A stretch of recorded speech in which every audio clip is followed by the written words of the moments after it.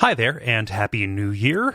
I want to cut in and say if you would like to support this show and a bunch of other shows that kind of do very similar things, first off, go and listen to them, Duckfeed.tv. We have tons of new shows that have started up, tons of other shows that have kept going, all of that, plenty of things to listen to, and we'd love you to check them out.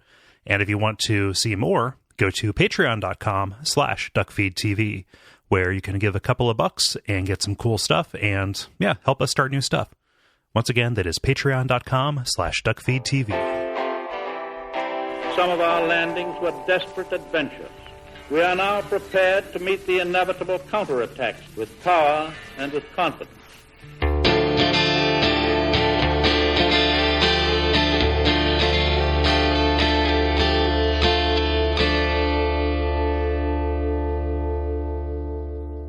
My name is Gary Butterfield. My name is Kole Ross. And you're listening to Bonfireside Chat. It is, a deification of empty armor favorite. Yep. And this week we are reading your responses to kind of the end game of Dark Souls 3. Yeah, absolutely. You guys came out, and we really do appreciate that. Yeah. So let's get started. I'm going to get started here with a little follow-up here from Ali. Ali says, contact. Hey guys, Archdragon Peak is an amazingly designed level, and I wish it had more. Definitely one of my favorite areas in the Souls series. There are a few neat things going on here that I thought you might enjoy. First, there is a rock slab which features Arabic text, and there's a link. As an Arab myself, I was hyped, but then through this Reddit post, there's a link. It turns out it was just gibberish taken from a newspaper article about the Egyptian transport minister being angry at the construction of a dragon shrine off the coast of... Wait a minute. What the? No. Being angry at the construction of a clinic belonging to the Railroad Authority and how it was delayed. And second, I know how you spoke about the Hagia Sophia in the Grand Archives Appendix, but the location where we fight the Nameless King is definitely copy-pasted from the real Hagia Sophia. And there's another link as well. Yeah. Thanks, Ali. Yeah, thank you. I had no idea about the Arabic writing on the on that, which is a little bit. Remember the Polish gravestones in Hemlock Charnel Lane. Yep. I knew about the Arabic writing, but I think it is just it's a Heineken situation where they just grab a texture. Yep, grab an asset. Grab an asset and put it on there. Yeah. It would be. I'm kind of like, I understand that it's like when you see something like that, you're like, oh shit, that's gonna say something meaningful. Mm-hmm. If it does end up saying something meaningful, I feel it's like that opens up kind of more of a can of worms than if it doesn't. Yeah. Like, oh, weird, this is a language that exists here. Yep. That's very strange. What are those implications? And if it's not going to like follow through and become like a full Fez kind of thing or a mist thing. Sure. Yeah. It's a bit like, I don't know. It's like the Saint Mary showing up in Demon Souls. Yeah. I'm like, that's just like, that was a mistake, guys. Logan writes, nothing hugely important, but just so you know, when you defeat the Great Wolf at one or both of its non-boss encounters, it does incur damage to the HP of the boss when it is seen in the boss encounter. You said something to the contrary in the episode. There's a source here with the timestamp. Sorry if this seems overtly sticklery, but I don't mean that in the slightest. I don't like the boss anyway. Yeah, I didn't think it did. So that's definitely a good catch. Yeah, and don't worry about being a stickler. Like, this is exactly what the follow-up and errata section is for. Yeah, it is. Yeah, and I just checked out the link, and it does. If you do damage, if you fight off the wolf, it shows up with probably about 80% of its health as opposed to 100%. Nice. In the boss fight. So I'll eat a little crow on that. That's my fault. Yeah. I don't know. Maybe in the because I fought the wolf first. Maybe in the heat of the moment or what have you. Mm-hmm.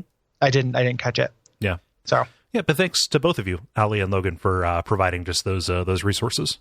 Appreciate it very much. Yeah. On to responses. Michael says via contact. This area combined with Dark Firelink really just made something click with me.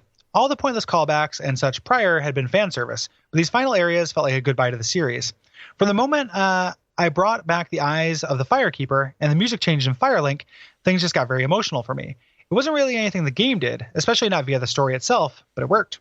As I finally reached the Soul of Cinder fight, I was struck by how out of place the music felt. It's usually a sad, somber boss final theme. Demon Souls is the one game with the standout music for me, but usually the final boss themes are good. Then I got to the point, and the piece where Gwyn's theme is weaved in, and I almost teared up, since music does that to me. The somber refrain of Gwen's theme cemented that this was just a final farewell tour, and now we are saying goodbye. It's a shame that the music did more to make this happen than the story itself. I agree with that last part. Yeah. I was too cranky at this point to be really affected by the music. Yeah. Like it is, I was already, when he started doing it, I didn't have the context of what he actually was until I beat him and the like, but I was like, if this is Gwen and they're just, I think that's probably because I have such strong feelings about Gwen. Yeah. So it did not work on me, but even if I could, I wouldn't take away your emotions. Yeah. So, yeah. No, there is probably a context where that reuse could work, but they didn't do the work. It feels like. Mm-hmm. Yeah. John writes, this is a little bit of a long one. I'm hoping that I'm not the only one who got teleported to the kiln of the first flame and felt immediate disappointment. I'm not terribly disappointed with the way the kiln was laid out, or even that it was in the game in the first place. I even like the concept of the soul of Cinder, even though her, I don't assume it's gender's presentation was freaking awful. No, what bothered me was that the game was already over. This is where I take a bit of issue with the pacing of Dark Souls compared to the subsequent games. In Dark Souls 1, we went through a long stretch of game only to then find out that we needed to follow these 4 shortish paths before we could unlock the kiln. So at a point where you would think that the game was over, there was a little bit more game. Dark Souls 2 was like this, but in reverse. Go get the 4 powerful souls to unlock the door. You assume you are at the end of the game, probably 3 to 4 times before the game actually ends. Dark Souls 2 was the gift that just kept on giving. In both games, there was something more than what we were told in the beginning. Ring the 2 bells turns into kill these 4 godlike beings and then defeat Gwyn himself. Dark Souls 2 starts with you wanting to cure the curse, trying to find a purpose, and ends with you winding your way through the history and fabric of Drang Lake. You thought that you would slay the king to attain enough souls to balance yourself out, but he is just a shell by the time you find him. So many twists. But then we have Dark Souls 3. We wind down this single linear path with the primary objective of killing or bringing the Lords of Cinder back to their thrones, so we can link the flame. So we kill our last Lord of Cinder, and then we immediately fight the last boss and link the flame, or extinguish the flame, or absorb the flame, or whatever. The missing bit, the missing twist, could have built up the concept of the Lord of Cinder. It could have told us a bit more about what it was, why it existed. It could have had us go up against some of the champions that were poured into it, not the lords that we already fought, but of the champions from Dark Souls 1. What I was left with instead was a title card that said Kiln of the First Flame, and a boss fight that, while mechanically amazing, felt hollow because I didn't even know what the thing was until I read its sole description afterward. What a disappointing ending for a truly amazing series. They can pump us up with an amazing DLC, but this will always be the finale of the final game. I hope that they make a new game / a Scholar-style remake to fix this and other issues that have become very apparent in Dark Souls 3. Yeah. That lack of that linearity is really huge. Mm-hmm.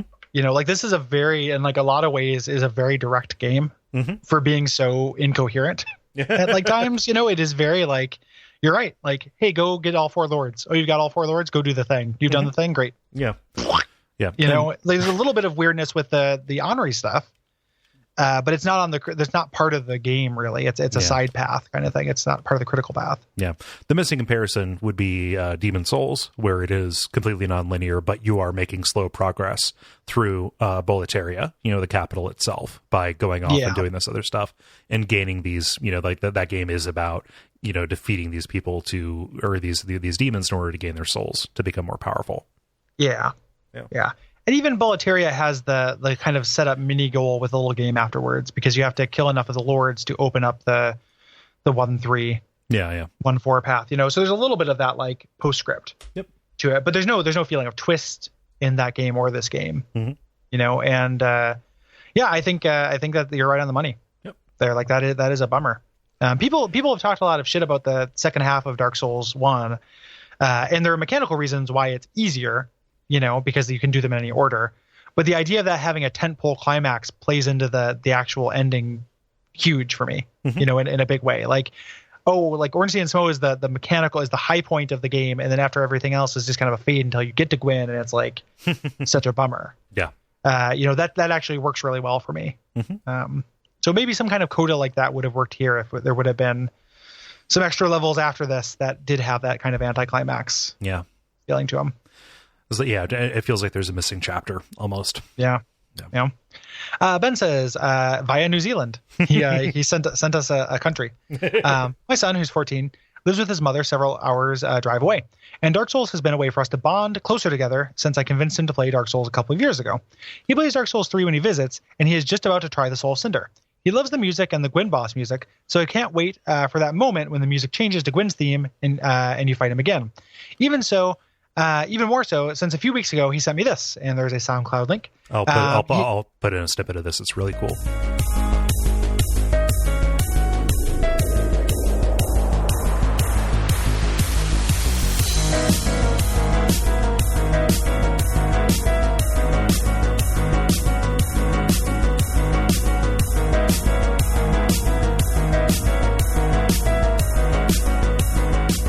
Yeah, he made a remix. I did not listen to it, an electronic remix of Gwyn's theme. He makes his things on his computer in his bedroom.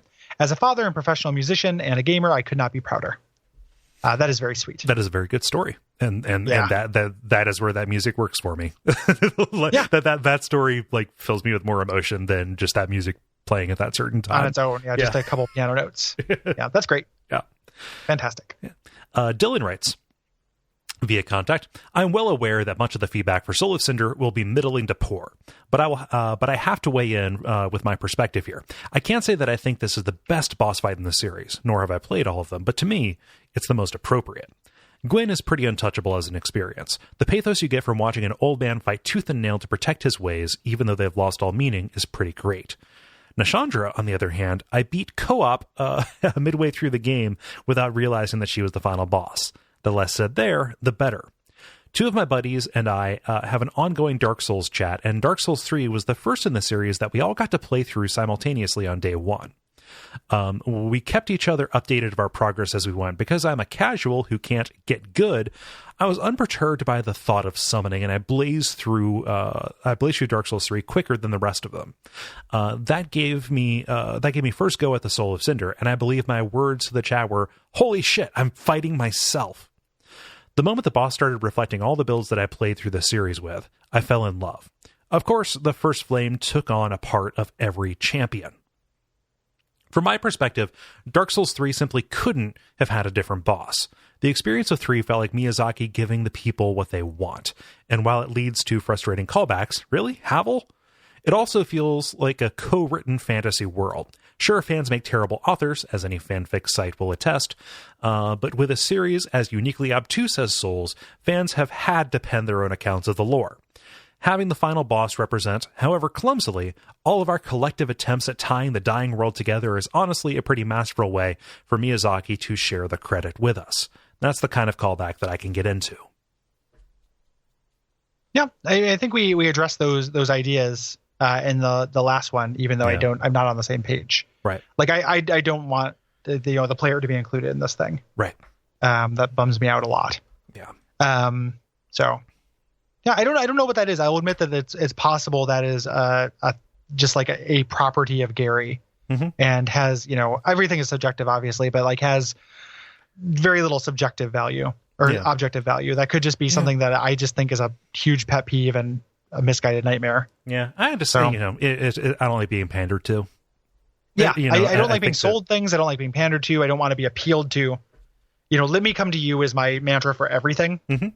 Like let me come to you. Yeah, like that's what I want. Except for price tags in thrift stores. You should always have price tags on things, so I don't want to haggle. Oh God, nightmare. That is the worst thing. But like it is to me, like I agree with you that that's probably the intent. And I'm sure I came off as a real grumpus during this entire thing, where it's like, these dickheads, why do they, they're trying to do this sweet thing at the end and do this victory lap. It's like, I get it, but they're not, games aren't people. Like I don't need to consider its feelings. I just have to think about whether I think it's good art. Yeah. So I don't think that like the people who made it should be punished or anything. I just think it didn't make for the best art. Like I get the urge. Like don't do this for me. Oh, for God's sake, don't do it for me. Do it for the story. Do it for the thing. Like, make a better thing. Yeah. Stick the landing, please. And to your point that like the idea that this is how it had to be because of the community involvement, I feel like there are other things in the game that are specifically kind of slaps to that. Specifically, the Firstborn, the Gwyn or Solaire thing, is them kind of like taking the piss out of the fans' co-authorship of the world. Yeah, to me, the part that gets co-authorship is the build and the fighting kind of part, and fighting a boss that feels a little bit like a PvP thing. Yeah. Not the lore stuff. This is going to sound super glib. I also don't want to think what we're doing is important enough to be noticed by Senpai Miyazaki. Oh yeah. I don't want that to be acknowledged. I want him to follow his muse because that's what I fell in love with. Yeah, just make what you want to make. We'll be there. I don't want him to be the Schrodinger's cat. Where if, like I'm going to observe it and it's going to change it. Yeah. Based on that, like I just but to your point, like to Dylan's point, like I considered all those ideas, and I think that probably some of that was the intention. I just think it sucks. Yeah. So, not that he thought of the idea, that Dylan thought of the idea, but right. On the page, I think it doesn't work. But thank you for writing in. James says via contact. So I remember back when I listened to the end of the Dark Souls season, you guys were discussing changes for New Game Plus. One was to replace Gwyn in subsequent playthroughs with a stand-in for your character. It was a cute idea, but how surprised do you think I was when Dark Souls 3 essentially uses this idea? I had forgotten that we said that. I had remembered that we had said it as well. I already remembered it, but so I know you guys are going to complain about all the big issues with the Soul of Cinder, but I want to share what I feel is the game's biggest flaw. Back before the English version of the game came out, I caved and watched a couple of videos of boss fights. The two I watched were the Nameless King and the Soul of Cinder. Oh, geez. Some endgame stuff to like. And both embody the same issue. Dark Souls 3 tries hard to impress with all its callbacks, hard fights, and bombastic soundtracks. It's so disappointing because the studio itself is just trying to recapture the surface elements of Dark Souls without understanding why these elements worked so well in the first game.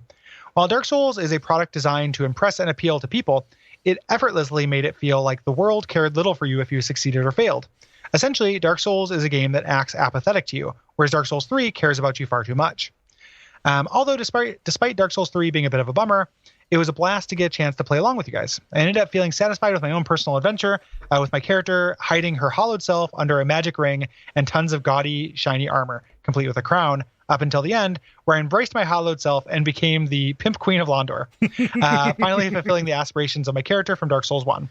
Back then, I chose it because I was super interested in whatever would come next, and I can say that I'm still excited for whatever comes next from Souls, Miyazaki, and especially you guys. Thank you. Thanks. The cares too much about you is what that tied into the last response to. Yeah. I agree. You made that point a couple times too. Yeah. No, I don't know that I have anything to add to that. No, I largely agree. Thanks for sticking with us, and thanks for the vote of confidence. Yeah. And David writes, I am certainly not the best at interpreting the Souls lore, but I tend to generally have an idea thanks to listening to your previous seasons, watching Vati's videos, etc. I never watch a single lore video until I beat the main game. However, when I got to this final boss, the Soul of Cinder, I was genuinely like, who the fuck is this asshole? Maybe I'm alone, but I really feel like From did a poor job preparing or alluding to this guy in any shape or form, and this boss was Miyazaki saying, fuck it, I'm out of ideas for this series, I'm done with it, let's just remix Gwyn's music, and through this smorgasbord of a boss at the players, and be done with it.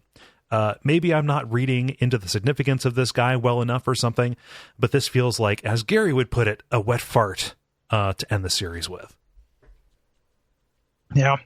I'm a little bit more charitable as far as the intent. Yeah. It was like, I feel like this does not lack imagination. I think it's misguided, not a mistake. Right. So it's not a failure of execution. It's executing something that was not worth executing. Right. But yeah, who the fuck is this guy? Also, it's a bummer as somebody who, appreciates nerd hummels and likes having stuff. Like, this is the merch you can get for this game. Yeah, this is the Funko Pop. This is the Funko Pop. This is the statue that came with the pre-order. Mm-hmm. Everyone should be asking, where's the Soul of Cinder? This is our breakout character. Oh, you mean the guy who looks like an armor zombie, like you see over and over in the game? Yeah. So yeah, in the Funko Pop version, it looks just like him, and he's named Red Knight. Like I feel like that says a lot. Red Knight. Yep. So Sean, aka the Lore Hunter, our buddy and alum, Bonfire Side Chat alum, writes in via contact. I was on board with many of Dark Souls 1's connections to Dark Souls 3. Time has proven that many of these connections are fruitless, but at first blush, I enjoyed getting the continued history of the world and further exploration of the series themes. The Soul of Cinder is a noted exception to this. The final boss of every other Souls games were narratively significant. The drama and tragedy were earned. Their character and motivations were presented over the course of the game, their actions intimately tied to the overall story, and encountering them felt tense and climactic. When the Soul of Cinder showed up, I said, "Who the fuck is this guy?" Same thing that happened in the last one, too. Literally that. Then the fight proceeds to be the gamiest fucking thing as they switch weapons. While this isn't the worst, it's such a cheap way to design a boss, which only adds insult to injury in context of this boss being devoid of the character, motivation, and drama of all the other final bosses these games have had. At this point, I would just call the boss a wet fart. Man, be the change you want to see in the world, Gary. Call this boss a wet fart and pretend that the Twin Princess fight is the final boss. But then I get to the second phase and Gwyn's theme kicks in. This non-diegetic connection, employed to leverage the memories and emotions I associate with the song, felt incredibly unearned.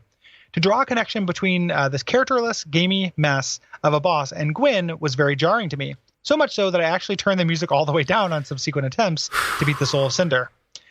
Soul of Cinder, worst final boss in any Souls game by a country mile, due to its complete lack of character or connection to the story. The actual mechanics of the fight aren't horrible, but they're not elegant. Dark Souls is a series that has married mechanics with story and theme in masterful ways, but falls incredibly short in this instance. Very well put. Yeah, I agree. Like a lot of people, I think it's kind of interesting the way, if I remember back to Dark Souls 2 season, when people complain about Nishandra, I don't think it was this element that the people were complaining about ever. Because Nishandra is this like kind of like, later we learn about this Daughter of Mana stuff, which is, I think, undeniably cool. Prior to that, at the very least, this is the character who has kind of usurped, Vendrick's throne. Yeah. And is kind of this prime mover. Like there's character there that's kind of cool. I think that people were disappointed because the boss is right in that weird middle thing where it's not too easy to be a statement, but too hard to be a fun challenge. Yeah. Was the main problem people had with it. I think this is undeniably a worse final boss than her. Yeah. Like it's a more fun fight, but holistically, I think this is the worst boss in the series. Yeah. If you're taking everything worst into final account. Boss. Yeah. So yeah, I agree with Sean. Yep. Go Sean.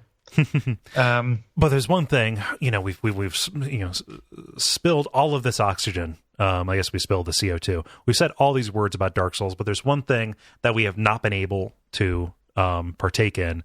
And thankfully, with Just Funnin', we have Luke writing in to help us out. So you mentioned doing some episodes on ancillary Dark Souls 3 content. I didn't buy the comic beyond the first issue, which came free with my copy of the game, but I did take part in the promotional Hot Wings challenge that ran when the game was launched here in the UK. Yeah. Myself, another buddy who was taking part, and a friend who just wanted to watch and laugh all traveled to Bristol to go to Meat Liquor, a restaurant chain I hadn't heard of before this promotion. Chain? So it'll sound like I'm being crude, and obviously this is meant to be crude. It's meat, as in, flesh, kind of combined in one word with liquor, like, booze, so meat liquor. Not someone who licks meat or a meat lick her. Yeah, meat liquor. It's very. I hardly knew her. Sorry, that fucking got me off guard. The challenge was to eat a plate of 20 chicken wings in as short of a time as possible. The relationship to Dark Souls didn't seem much more than Dark Souls is hard and eating really hot food is hard. But everyone who finished all 20 wings got a surprisingly nice t-shirt, and the fastest time in each restaurant won a PS4 and a copy of the game. That's not bad. They honestly weren't bad. They were hot, sure, but they were pretty damn good chicken wings. I was glad for the alcoholic milkshake that I had to help wash it down, and my rear end was kindled the next day. But overall, it wasn't that unpleasant of an experience for me. My friend had a slightly worse time, going so white in the face that I thought he died and gone hollow. In the end, we both finished our wings in around 10 minutes without being sick or anything, though the winning time was around the 2-minute mark. Jesus Christ. If this had been tied to the original Dark Souls, I might be more annoyed. That game had a pathos and a meaningfulness that makes it feel like a culturally relevant work of art that should be treated with reverence. Dark Souls 3 feels like a fairly cynical video game sequel, so I wasn't too upset to see it tied to such crass marketing. I like chicken wings, I like Dark Souls, I still sometimes wear the shirt. It's all good. Anyway, I don't know if this will ever be relevant for the show or anything, but I thought you might like to read a little something about this weird side story in the world of Dark Souls 3. That is exactly what I needed to hear. Thank you, Luke. That's the content I crave, Luke. I am horrified at the idea of the rear end being kindled. Sure. It's not the word I would have used, but I know it might have been, but that's evocative. I would have done if it was in the United States, I would have done that chicken wing challenge if I could do it without leaving town. Like you would have filmed it and like put it up as like content. yeah, we would have done an episode about it. Yep. That little bit at the end is super key, you know, where it's like because just on Twitter, I was having a discussion with one of the co-hosts of the Dark Insight podcast. Yeah. And Jeremy and some other people about the terrible marketing that happens for Dark Souls in the wake of Dark Souls 3, like the terrible shirts and stuff like that. And somebody, I'm not putting this person on blast, but they were like, why does that bother you? Like, it doesn't hurt it with existing. And you're right. It's a question. What Luke is saying here is it's a question of taste. Yeah. Like Dark Souls 1 feels tasteful. And you wouldn't do a chicken wing challenge with something that's tasteful, you know, but Dark Souls 3 doesn't feel as tasteful, and you can make t-shirts that are just full of like nightmare memes. No, you know, now I want like a Seventh Seal t-shirt or something like that, except instead of playing chess, they're doing a chicken wing eating challenge. Dude, it's him and like death. Yeah. Like Bill and Ted 2. Yeah. That was one of the funniest scenes in that movie that I maintain is pretty funny. Oh, it's great. Yeah. Wait, was that, I forget, was that an actual chicken wing challenge? No. They do a bunch of board games and stuff. Yeah. But it's you know, same basic joke as they just keep, you know, demoting down to dumber and dumber games as Bill and Ted keep like winning because they're great at it. Yeah. But yeah, it is tasteless in a way that I like at this point. I thought Luke was going to bring up the comic, and I was just like, man, cool. In many ways, I cannot wait for you to read that comic because it is. Is it available in trade? Like, how do you get a hold of that? I just went down to my local comic shop and had him hold it for me. They started a new series, which I haven't read the second series yet. So I probably got like 2 or 3 of them waiting for me. I just need to make some time to go in there. Okay. What if I don't want to support local businesses? No, I'll find a way, but it's just something I have to get individually. It might be available. Yeah, it might be available digitally. Okay. The first arc is like, I think it's 4 or 5 issues, and I don't know that it's been collected. I have no idea how successful it is. Is it Breath of Andalus? Breath of Andalus. I think Breath of Andalus is the what came second. Okay. I think that's the new. There's one that's almost about to come out. The second one seems to be Winter's Spite. God, what the fuck? Okay, so the second. Okay, here we go. I've got my issues right here. The first one, it just says Dark Souls. Okay. It's just called Dark Souls, and there is 1 through 4 Dark Souls is. Okay. And then there was the second series that came out that I stopped getting is Legends of the Flame. And I've only, I haven't read that one. I have the first one. Yeah. So Titan Comics, they probably have a digital distribution somewhere. Yeah. Well, it's available on my Comixology. It looks like. So I'll just look at that. When we do those episodes, I have an extra copy of the Chase comic with Angry Solaire on the front that I'll do a giveaway for. Okay. So we'll figure out some way to give that to someone who listens, because that angry. So you've seen that picture, right? No, I haven't. Oh, Cole. It's Solaire looking down on the player character, and Solaire look kind of pissed, but he's wearing a helmet, but the sun on his chest is frowning. Like I'm totally not joking, dude. Like it's like Wade the Duck from U.S. Acres. Like, oh my god, that is so asinine. It is a miracle. Like it is so, again, like tasteless. Like it is. There's no class left to this thing. So, but yeah, I'm looking at 2 copies of it right now, and one of them can be. It is extremely funny. I'll make that my Twitter icon again because I have a picture of it somewhere. Okay. I put it up on the Bonfireside Chat Facebook page at some point. Okay. And is I may have seen it in the past, but it's very good. Like, and by which I mean incredibly, incredibly bad. But the comic, like they have really cool covers. You know, like, so the covers are good. The actual interior content is such trash. Like it's so like it is a bad adaptation. So that crossover with Adaptation Decay will be something. But man, the covers look really cool, and sometimes they have super angry Solaire, which is pretty funny. Man, oh man. Huh. Okay. Well, right. we have that to look forward to. Thank you, everybody, for writing in, and for everybody who wrote in over the course of the season. You know, if your response didn't get on for any number of reasons, we still appreciate the input. It's all read. You know, it's just a matter of fitting it in here, and possible that like someday when we need to, you know, we need to make time for a game week, we'll do like a mailbag roundup, kind of thing of some, like, we, you know, there's still a chance. Don't hold your breath, but it might happen. And it's not personal. It's just you know, we pick based on certain criteria, and we have a limited amount of time. If you have any thoughts about Momodora 4, Reverie Under Moonlight, Reverie in the Moonlight, or Under Moonlight? I think Under Moonlight. Hit us up at duckfeed.tv/contact. If you like this show, please hit us up at patreon.com/duckfeed.tv. I just realized we didn't do that in the last episode. I'll do it in the intro. It's fine. And also, I said Patreon at the end when you said next time. We would like that wrap up was so long. yeah, that's true.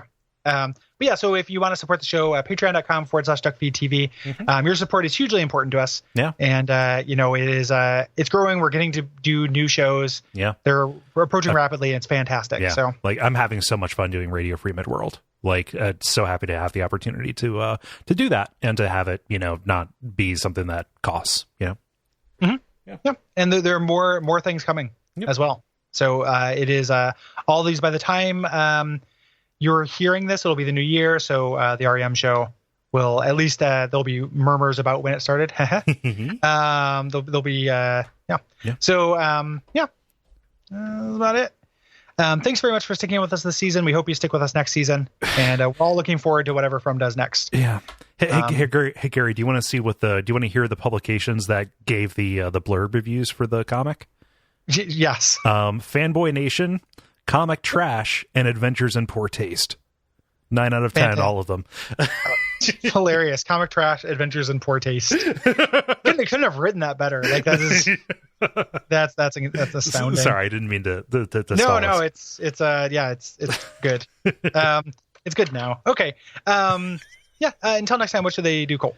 I don't know. Keep on kindling. Keep on kindling, man. That's all. DLC 2. It's coming.